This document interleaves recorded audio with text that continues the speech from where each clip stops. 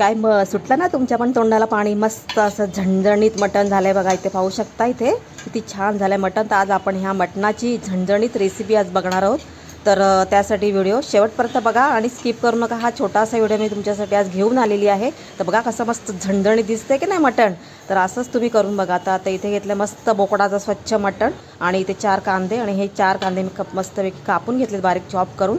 आणि इथे तुमच्या आवडीनुसार तुम्ही तेल इथे टाकू शकता. तुम्ही माझ्या आवडीनुसार तेल टाकलेलं आहे कुकरमध्ये आणि त्याच्यामध्ये आता फोडणी टाकली आहे मस्तपैकी. तमालपत्र दालचिनीचं वगैरे फोडणी केली आहे मस्तपैकी.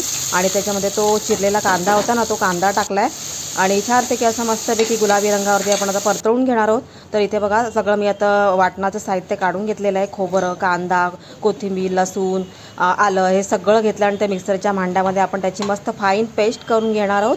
तर हे सगळं आता टाकून घेतलं मी मिक्सरच्या भांड्यामध्ये आणि फाईन पेस्ट करून घेतली. इकडे आपला कांदासुद्धा रेडी झालेला आहे. मस्त गुलाबी रंगावर परतून झालेला आहे. त्याच्यामध्ये मी टाकलं आता हे मस्तपैकी असं वाटण आपलं जे आपण वाटण केलं ते आणि छान परतवून घेतलं. त्याच्यामध्ये आपला घरातला मसाला मी टाकला. तर तुम्ही तुमच्या आवडीनुसार मसाला कमी जास्त इथे करू शकता.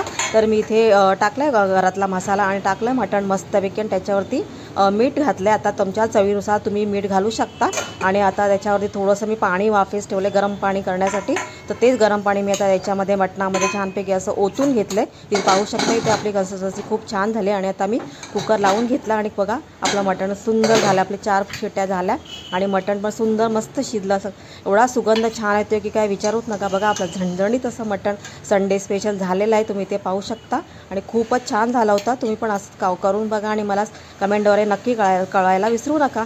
तर आजची ही रेसिपी तुम्हाला कशी वाटली हे कमेंटद्वारे मला सांगायला विसरू नका. चला